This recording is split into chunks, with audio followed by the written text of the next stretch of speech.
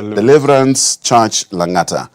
As you tell us a little bit about yourself, Yes. throw in something that we don't know about you, a fun fact. Wow. Bishop Dr. Geoffrey Njuguna is my name. And I've been pastoring this Deliverance Church Langata for the last 32 years. I am very passionate about young people.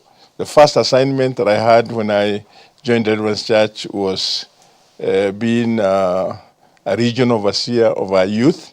So up to this day, even at my age, I still have a very, very soft heart. And I always think about what can I do to empower the young people. I do not, what would be interesting in my journey is some of the experiences I've had to go through as a young person, and how I discovered long ago that usually God will test you to know your loyalty and commitment. And sometimes it comes when you suffer some very, very painful experiences. And in the journey of life, I've gone through some challenging times. This time I had a very serious attack on my own health. There's another, of course, the other factor that is, suffering a loss of a very loved, a loved one. Mm-hmm. And then, those are some of the things that make you know you are really human and you need God's grace. Wonderful. But I'm so excited that I have been involved. The other thing is that from my very, very formative stage of salvation, I was involved in ministries to schools and colleges.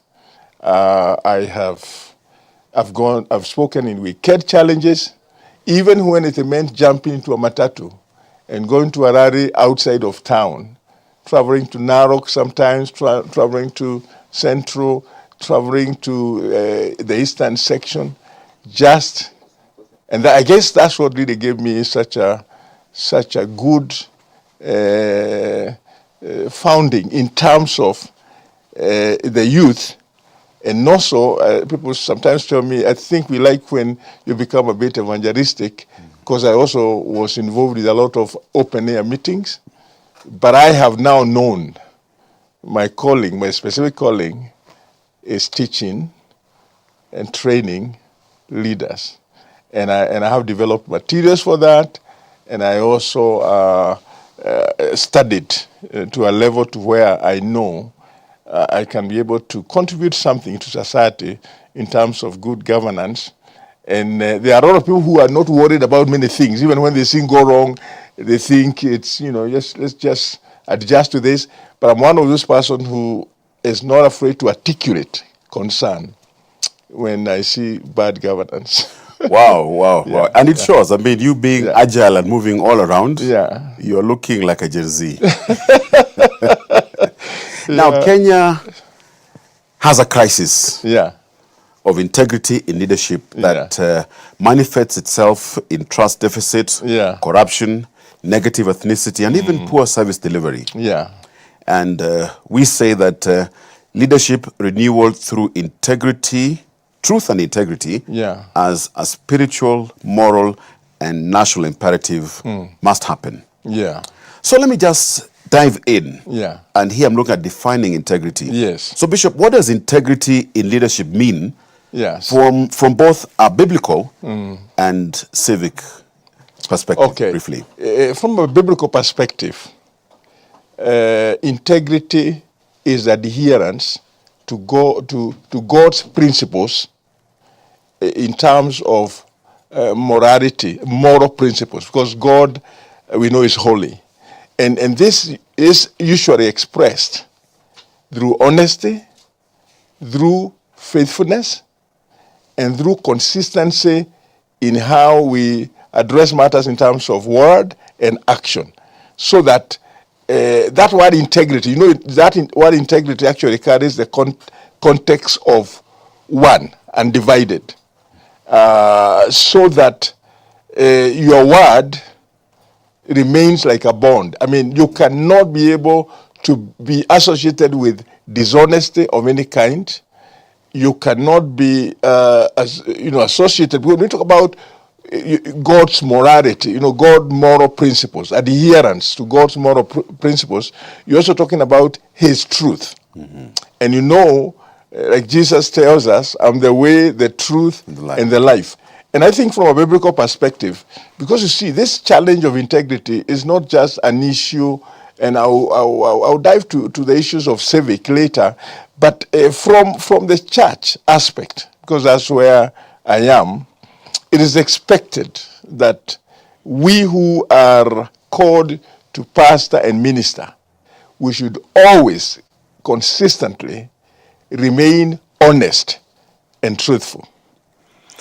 And I still remember, and one of our bishops who is now kind of emeritus, Bishop William Timison, who you know, yes, many years ago, he was addressing us in one of the Catholic centers here in Nairobi, and he said something that I've never forgotten.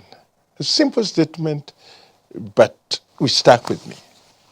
That every time you tell a lie, something dies in you.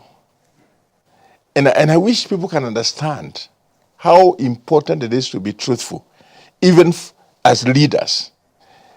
And I usually, also part of my philosophy in leadership, is that leadership is a trust between the leader and the led. And if you lose trust, you also lose the people, because people, the reason that they come faithfully, they listen to you, they shut everything else to listen to you, because they trust you. So I want to challenge those of us who are clergy, wherever you are, whether you're a bishop, you're a pastor, you're an evangelist, whatever you are, make sure that you are defined by truthfulness and honesty. Because when people discover that you are fake, you will lose them. And remember, when people are coming to listen to you and they can trust you, they give you everything.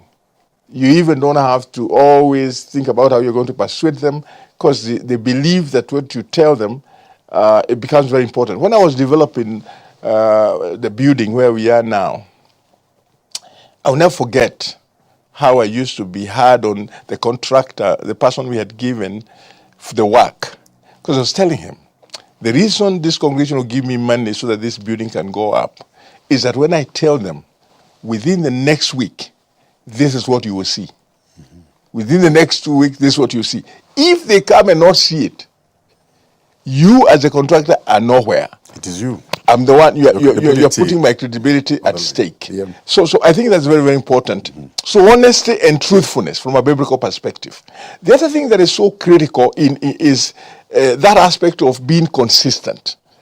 Because again, consistency in our actions and in the things that we stand for becomes very, very important. That you're not somebody who is, who cannot be, you are so unpredictable in the sense that people don't know, whether you are going to follow through in what you stand. Those are issues of integrity. Being a person, whether you are in public or you are private. You see, the integrity is doing the right thing, whether you're in the public eye or you are alone. It's huge. Then, of course, there's that aspect of, faithfulness and loyalty. Faithfulness and loyalty, particularly to God. You know the reason that God rejected Saul. And he was very, very categorical when he rejected Saul. And even when Saul was challenged about his unfaithfulness and his disloyalty, he tried to negotiate, but it was too late. Because God told him that I found a person. And that's what we find in the book of Acts 11:22, another Acts 13:22, that I have found in David. This was a testimony of the Lord. That I found in David a man after my own heart who will do all my will. But the reason for rejection is that, this man Saul was not loyal. He had a very, very flawed character. Then he even assumes he can go and offer a sacrifice instead of waiting for the priest. As Samuel at the time. So faithfulness and loyalty. Then another thing that is so important, and I'm talking from a biblical perspective, is servanthood. Servanthood. Unlike what is in the political and sometimes in the corporate world, where the leader feels like they can only be the one to be served, if we follow the example of Jesus Christ washed the disciples' feet. That was a mark, a huge mark of humility, that he could bear down and wash his disciples' feet. And when Peter was trying to resist, he was reprimanded. And then Peter was a very interesting person. He said, don't only wash my feet, but wash my whole body.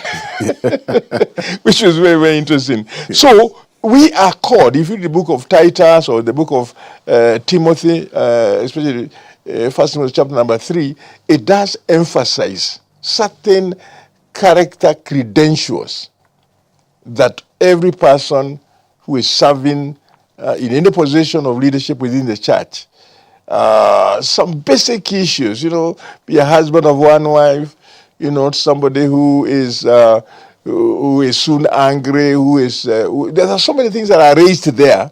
And of course, it talks about, having if you're lacing, your family itself should be part of your credentials. Of course, I would like to codify that. When your children are under your roof, they should feel and you should guide them to what they are. But also when they are gone there, you pray. You can only pray that they do not deny or challenge the things they have learned from you. So I think going back to a statement that was made by a man whose reputation we still hold, even if he is deceased, Dr. Billy Graham, he did say that if you lose money, you have lost nothing. If you lost your money, you have lost nothing. If you lose your health, you have lost something. But if you lose your character, you lost everything. You have lost everything.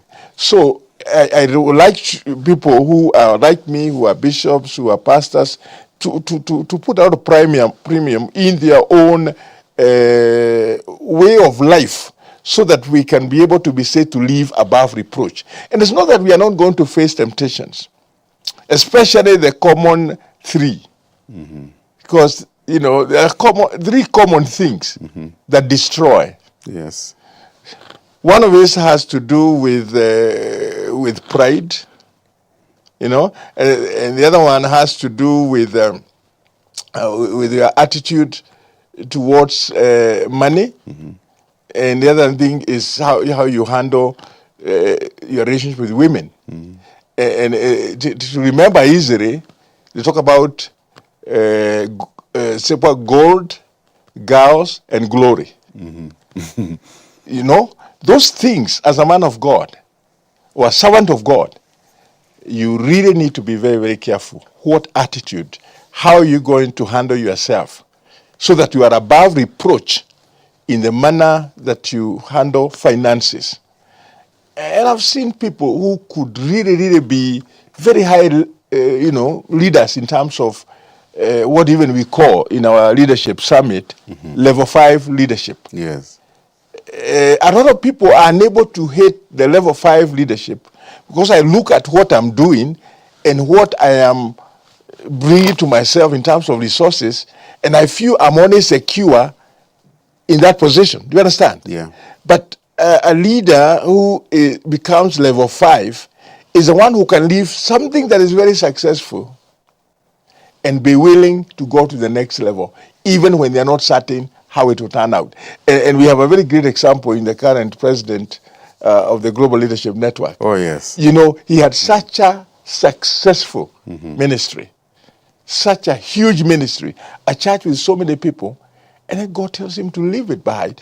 And within our own self, naturally, there'll be a sense of insecurity. But you want to hang on to it. But if you are bold enough to say, I'm going to the next level. And let me be honest with you. I think one of the things that even challenges us, and I know I'm saying this online, even when, like for me, I would need to come to a place in which I'm able to hand over my senior position in Deliverance Church to my son and be willing to serve in another level.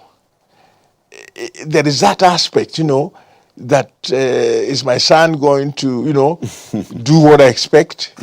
But it's inevitable. And that's why even in our leadership development training, we are getting people to understand the value of herding and focusing on the younger people. Now, let me move to the next thing that I think is very important when you now go to the political angle. That's what I call, in my context, the civic. The civic. Now, when you go to the civic leadership, there are several things that now becomes, again, very, very, very important. And for those people within the political space, you need to understand that what is so important for you is becoming trustworthy and dependable. If people cannot trust you, you have lost them. And the idea here is, as a civic leader, how do you build that trust? Integrity.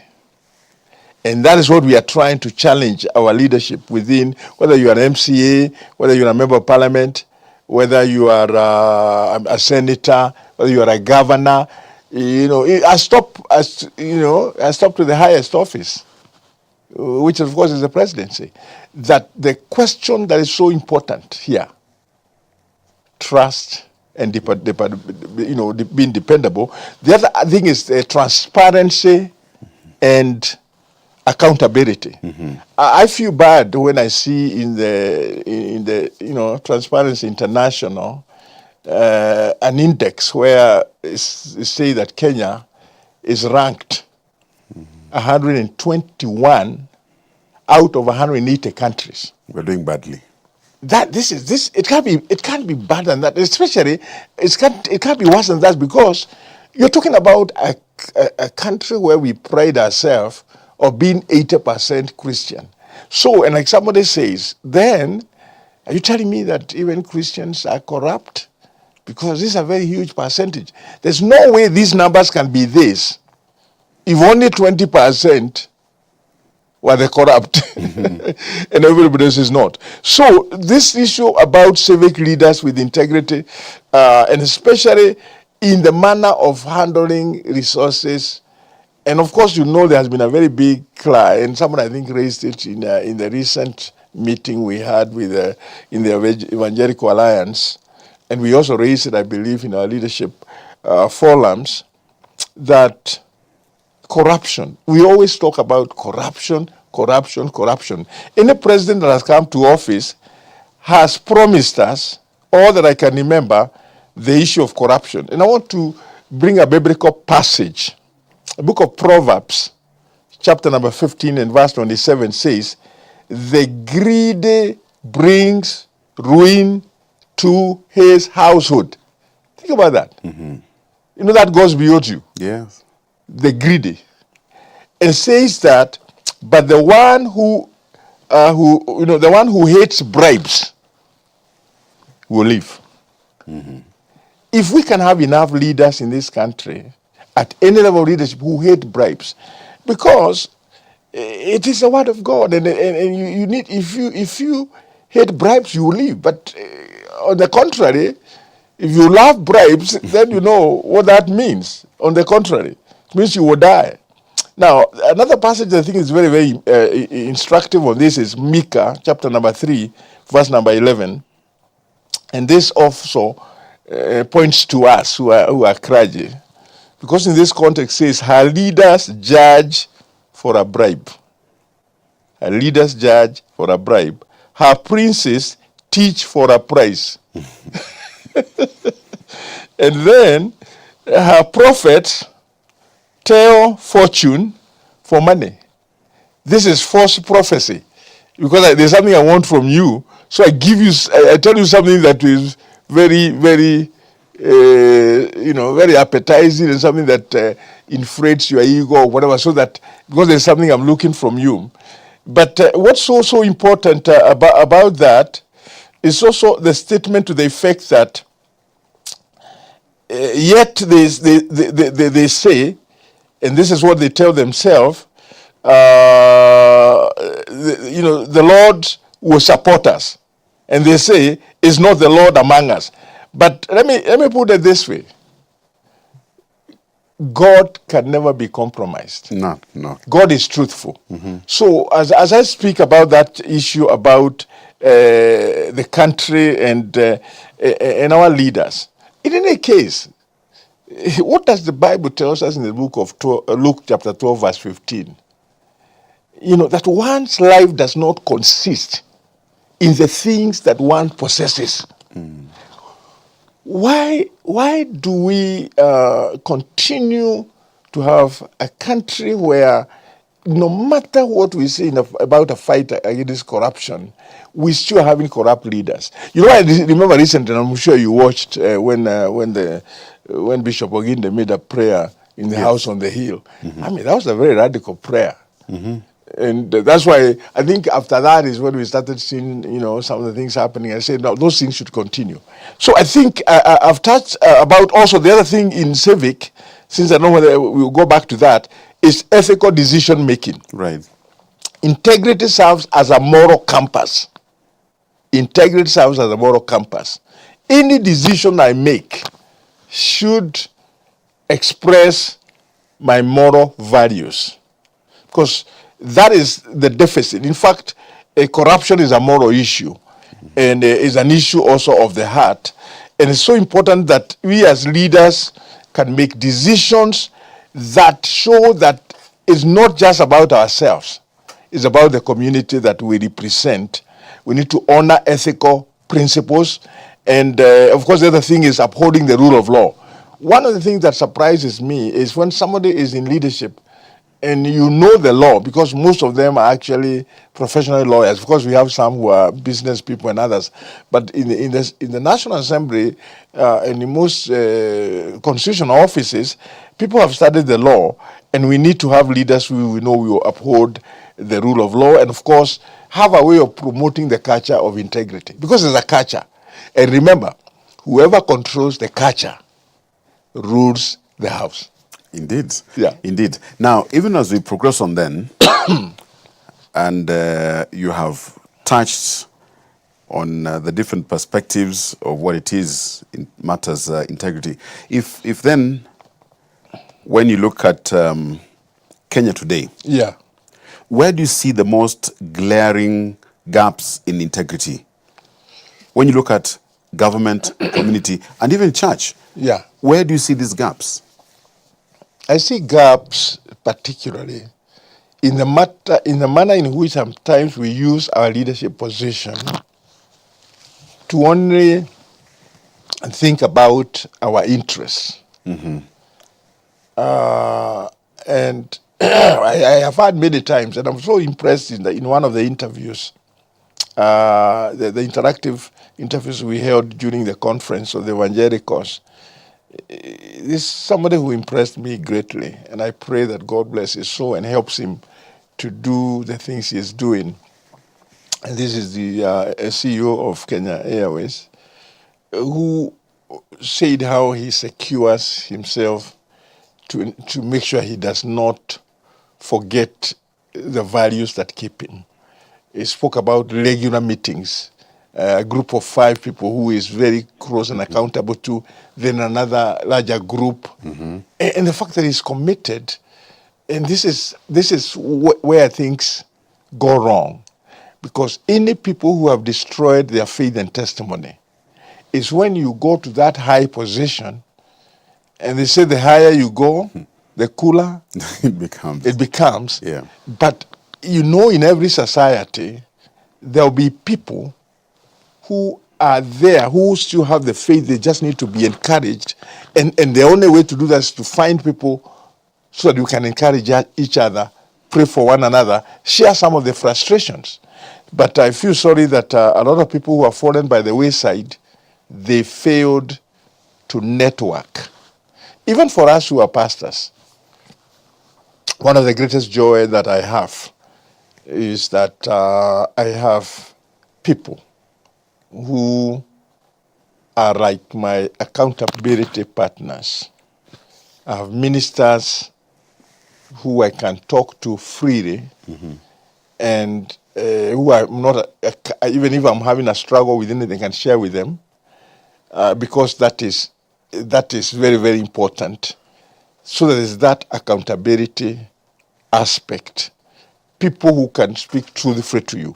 And one of the struggles we have had along the way, and maybe it's something you may raise as we continue, is sometimes we find it so difficult to even sometimes speak truth to power, because if we pointed to them, we would be having the other fingers pointing at us. At you more. And we know also there are issues. There are issues that we are not doing what is expected. So I see in the church, one of the areas which I think a lot of us need help is how we become more accountable in the way we handle the finances and manage the resources that are entrusted to us by the congregations or those who serve in higher offices. How you handling money that is at your disposal? Can it be said that you have a selfish interest of diverting anything to your interest instead of the interest of the office that you serve? And in other words, other people that you are supposed to be able to benefit with the resources that come within the political scene. Is the way that you always, of course, you live in this country, and you know how people, when they go into a certain position, they say it is our time to eat. Those who are there were eating. So now it's our time to do what? To eat. To eat. And that is why sometimes we are accused of becoming a man-eater society, because whereas there are levels where people are in abject poverty and frustration, the other side, there are people who are living is extreme. I mean, so that sometimes when they talk about, if you look at the wealth in Kenya, we have always discussed this, and sometimes it has been used even in the political scene about the gap between the rich and the poor. The have and the have not. The have and have not. And you have seen the kind of noise that have been there now, especially because of the expectation that was there about raising the Mama Bogas to come up, which was a very great principle, and I believe it's still great. And I pray, that something good may still come. This city, I don't know how far you have gone around this city. This city has people who live in very, very, very different extremes. Recently, I had a reason to go to Lakisama. And you have lived in Nairobi all this year, but I've never been to Lakisama. And then someone was telling me about Korogosho and Babadogo, which are some of the slum areas.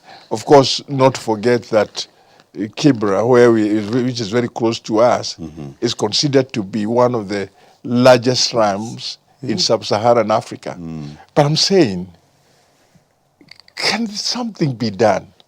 I remember during the Mwai Kibaki administration, and God bless his soul, he's already posthumous, I'm talking about it, posthumous, that he started bringing transformation in Kibera and built some houses and actually even moved some people from the slums to the houses he developed, which are on the upper side of the southern bypass. But surprisingly, these people could not stay there. They started releasing those houses so that they can go back to where? Back to the slums. Go back to the slums. Because all their life, they are now used to a slum kind of life. And that is why I appreciate a friend of mine from Ghana, I believe it was Ghana, who said in a meeting we were in Nyayo Stadium that you cannot take people from the slums until you take the slums out of them. And I think that's what needs to happen in our civic training before we build houses. Because remember, I don't know if you can remember, because I'm sure you should. There's one time a certain international organization wanted to upgrade the Mathare Valley slums. Yes. And those people were resisted. I still remember that time. And I know there has been a dream, and I've appreciate one of the dreams that the president has had, is to rehabilitate so that people you can raise the dignity of people in part of the housing project, though it has a lot of controversy because of the housing levy. But how great it can be that people's dignity can be, even like Kibra, if they allowed the government to move them somewhere else, so that that land can also be the place where these high-rise, I don't know whether you've been to South Korea, but the people live within residential areas that are raised and also administered well. And there's no reason why, if we dealt with the corruption issue, yes, this is my position, and I can say this, and I know we are near. If the corruption issue was dealt with firmly, we will not even need to necessarily charge people housing levy. There will be enough money to still do what the government is doing today. But now we have to go to this option of having to all of us contribute so that these houses can continue. But I want to challenge the people who are charged with the responsibility of ensuring that corruption is dealt with firmly. And it's not just, it doesn't remain a slogan in every election, fight against the corruption. And I would like to see some of the people, you see that there's several cases that have been mentioned where we are all waiting. We want action. We want action, not just the talk. So I think... and it's interesting you say that, because there are those leaders who profess faith. And when I talk about faith here, unapologetically, I mean the Christian faith. Why do leaders who profess faith still fall into corruption, ethnic bias, and betrayal of public trust? And while you're at it, you would wish to respond to whether Kenya is suffering from a moral failure more than a political one. So, leaders who profess the faith, why is it that they fall into corruption, ethnic bias, and betrayal? You see, one thing we observe is first to examine our system of leadership. Because systems or leadership sometimes can be able to endure certain things, especially when you talk about what is called, because there are several types of government, but one of it is, of course, the authoritarian kind. There's also the democratic leadership. Then we can go to sovereign leadership, but the challenge of the authoritarian leadership, which is usually top down, it is where authority is just maybe centralized in one person or just a few up there, and no matter what noise you make down there, it doesn't matter because they think that yours should be to align. But we really need to, when I think you ask about Kenya, what is the issue? You ask me whether it's moral or whether it's political. Yes. I think it's both moral and political. Number one, why I say it's moral is because corruption is a moral issue.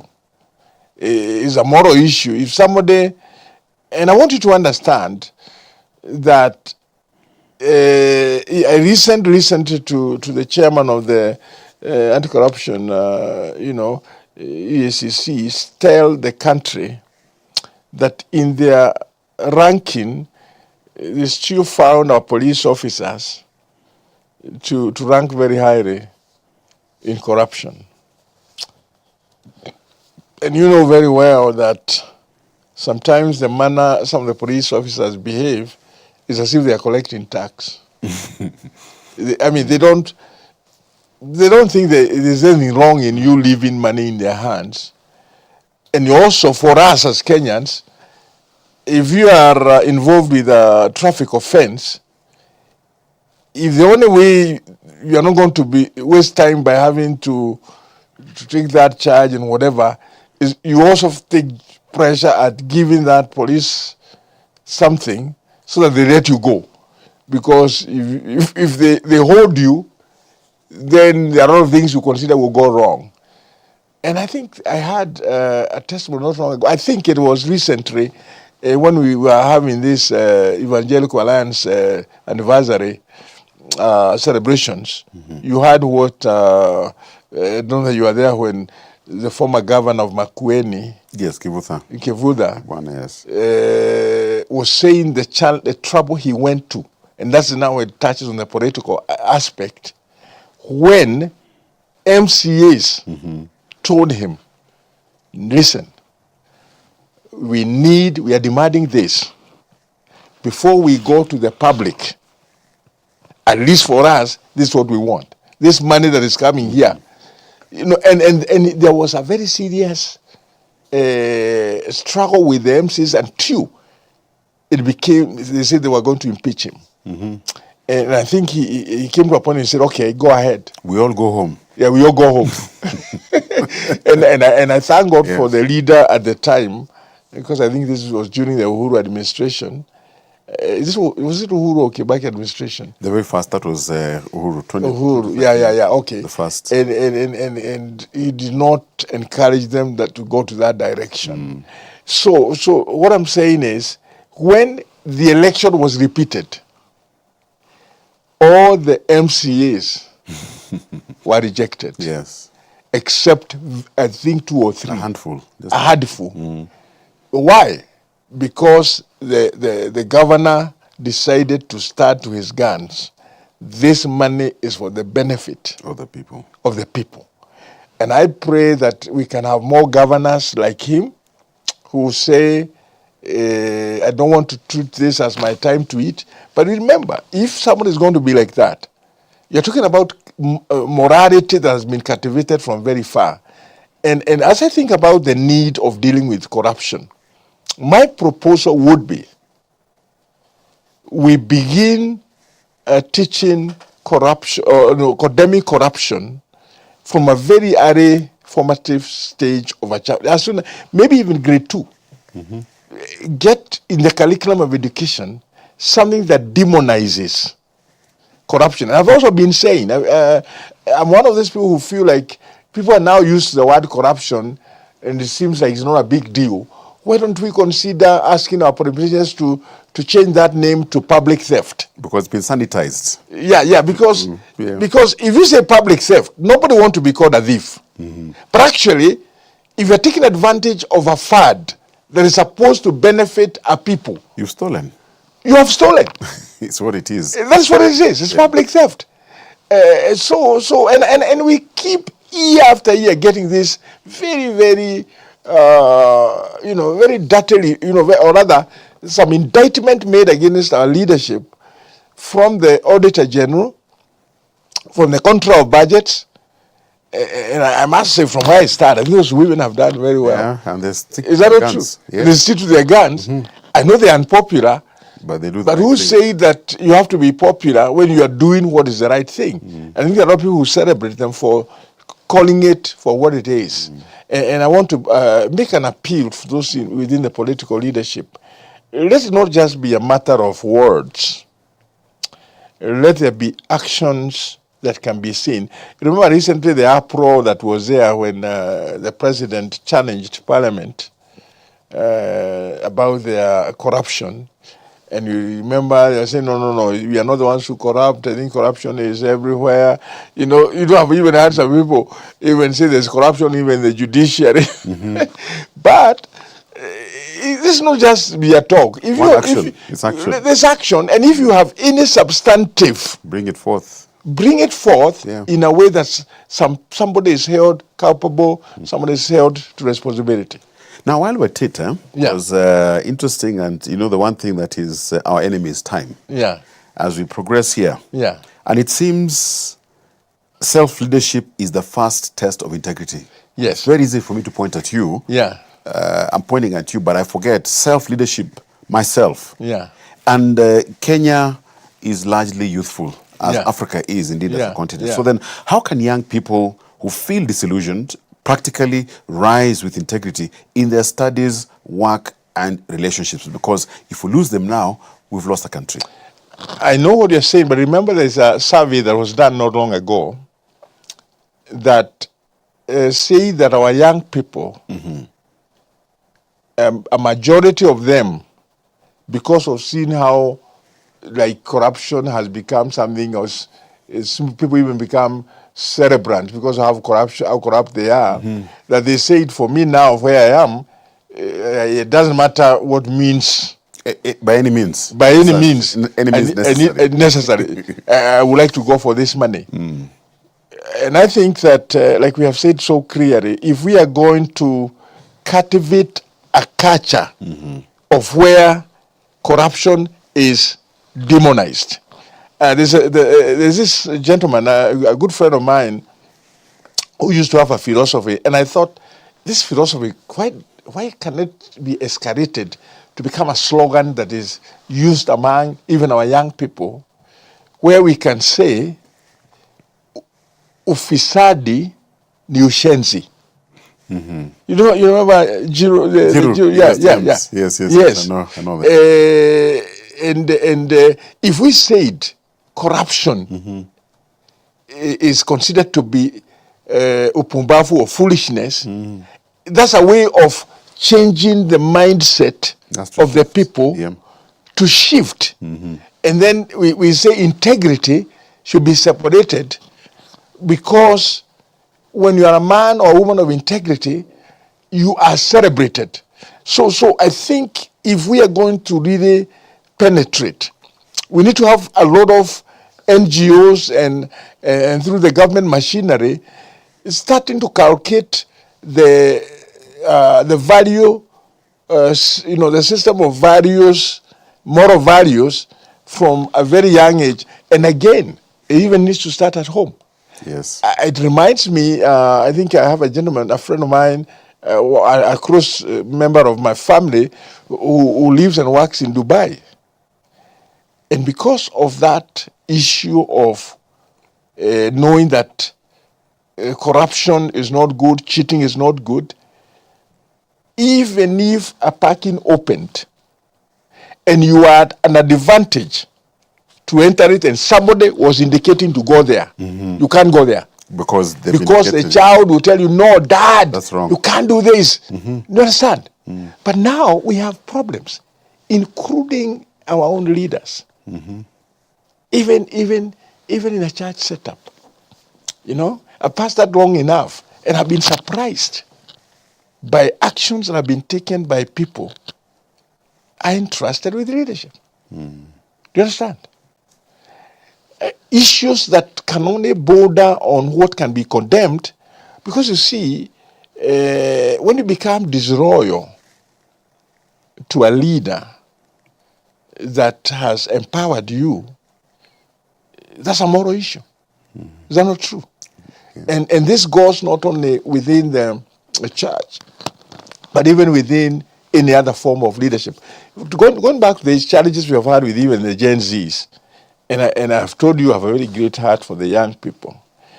I think we need to help our young people to fear God. To fear God. Because some of the things that happen in the name of protests are completely godless. Is that not true? Yeah. And we need to know who are influencing them. Who are their influencers? Because I'll never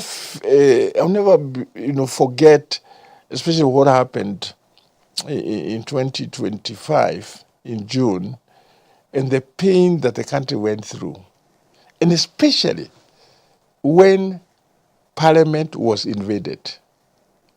Because let me tell you something. No matter how aggrieved we are, a National Assembly is a sacred place. Do you understand? Just as a church, in the context of the spiritual, the National Assembly is a sacred place where laws are formulated and where people meet to discuss things of national importance. So I feel bad that people's properties were looted because it takes people very far back. And that's why sometimes I say, if it is in the name of demonstration that people who are so innocent, they lose their property. Somebody had a loan. All your business is rooted. In the name of what? Protest. Who has suffered? If you are condemning the government, is it the government that really has suffered? When Kenyans who are innocent, who are also hustlers, lose their property.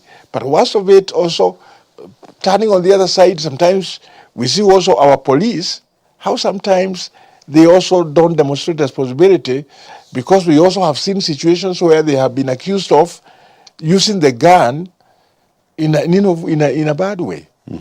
Even when their lives is not threatened. Like now, I remember in one of the demonstrations that took place this year, I think it was in June, there's a police who shot a man on Moi Avenue who had nothing. You remember that case? Yes. So, and all this has to do with morality. So, if we started teaching our young people in high school, in wherever they are, even when they become police officers, then it will be ingrained in them as they it will be ingrained in them. Right. That's why I'm saying that even for us in church, from the Sunday school, from everywhere, can we change the culture? Because whoever rules the culture or controls the culture rules. In fact, now even as we progress on, and time is not on our side, what role should the church play in speaking truth to power without fear or compromise? Very briefly. I want to say that that should happen because it is morally wrong for us in church leadership to be accused of compromising the truth by failing to talk truth to power. And that is why in our relationships with the people that are in authority, we should make sure that we keep a safe distance and a safe boundary to where we cannot hesitate to point out what we think is wrong.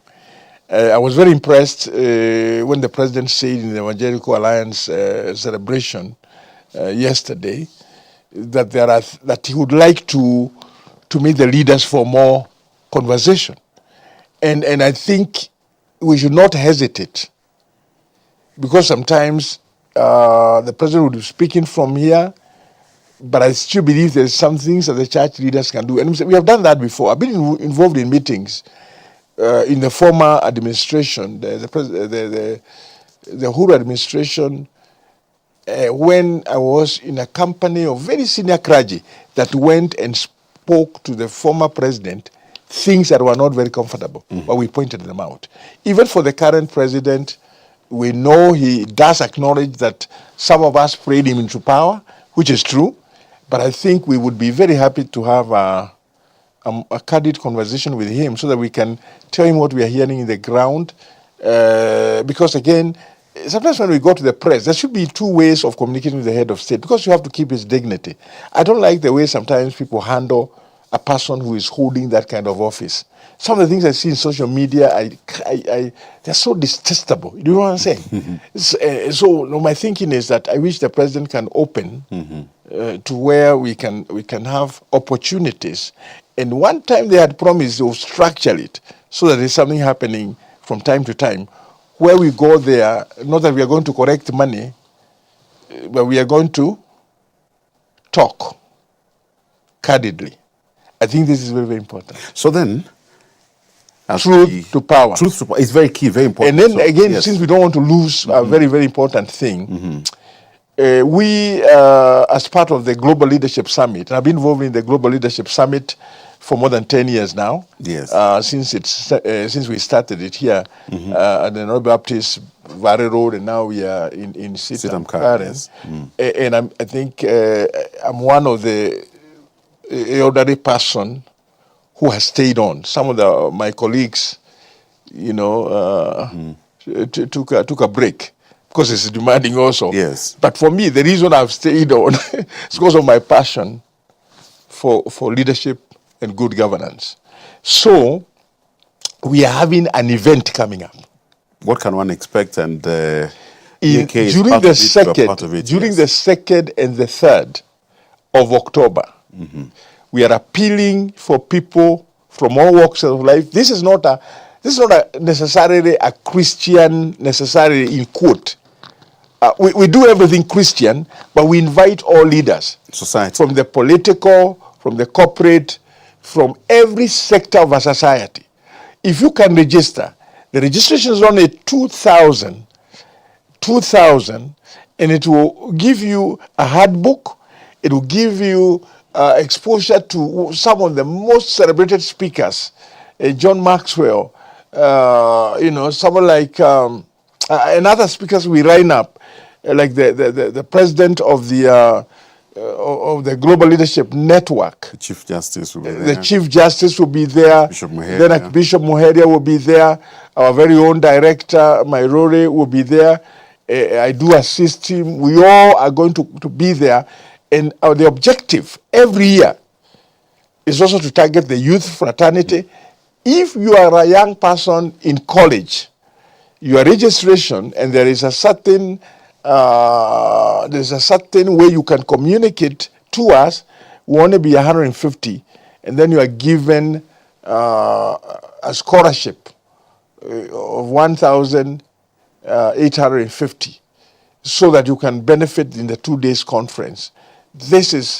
I'm really hoping that we can have half of the people who will be there this time to be young people. Now, give me one line. Yeah. If every Kenyan watching were to do that one thing differently tomorrow, to contribute to leadership renewal in this country, what should it be? One line. One line is for you to be an example yourself, to live the life and to ensure you adhere to God moral principles of value, and that you are faithful, you are honest, and you are consistent. If you do that, it will be possible for you to tell others. Because when you are not living a certain way of life, then you lose the moral authority or the moral credence to tell others. Indeed. My conversation with Bishop Dr. Geoffrey Njuguna has shown us that integrity is the backbone of leadership renewal in our nation, Kenya. First, integrity starts with self-leadership, choosing what is right, even when no one is watching. Yes. Before we ask it of others, we must practice it ourselves. Second, families, schools, churches carry the responsibility of shaping tomorrow's leaders. Yes. If we want leaders who stand above corruption and tribalism, we must nurture them today with values that endure. Third, systems of leadership and government must change so that honesty is rewarded and corruption is punished. The church and civic voices cannot stay silent. They must speak truth to power with courage and conviction. And finally, we must hold on to hope that Kenya can rise. If every citizen commits to truth in their daily lives, and if leaders in every sector stand tall in integrity, then truly our nation will rise. Because a nation rises when its leaders stand tall in truth. Yes. Thank you very much. We appreciate and don't take the privilege of your time for granted. Asante sana, Bishop. Amen. Amen. So glad to come. And I'm always available. Asante sana. Let me know when we can continue. We shall do so. We shall do so. My name is Edmund Mudibo. Let's do this next time. Stay well. Stay safe. God bless. Amen. See you at GLS. Amen.